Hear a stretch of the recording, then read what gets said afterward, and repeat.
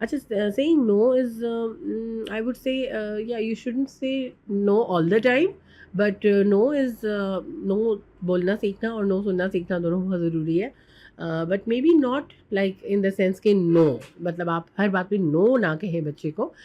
Specially जो आपने scenario दिया है कि 7 मंथ ओल्ड ट्विंस हैं और they are putting everything in their mouth. देखिए बच्चे का ना ये वाला जो टाइम होता है वो हर चीज़ का टेक्सचर एक्सप्लोर कर रहा होता है, and this is the normal and natural way of understanding their environment. तो एक तो ये है कि अपने आसपास जो चीज़ें हैं वो क्लीन रखें। दूसरा, उनको कोई टीदर या ऐसी कोई चीज़ दें, क्योंकि ये दाँत निकलने का भी टाइम होता है, ही माइट बी टीजिंग, उसकी वजह से भी ऐसा होता है।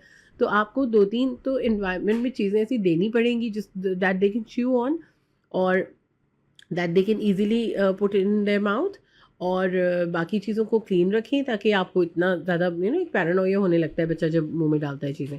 और फिर उसके बाद जब आप कुछ चीज़ें प्रोवाइड कर देंगे जो कि they are not of limits, उसके बाद जब आप नो बोलेंगे ना, तो फिर बच्चे के पास ऑप्शन होगा कि not this but this. So you have to provide something before taking away the thing that you don't want to be in their hand or in their mouth.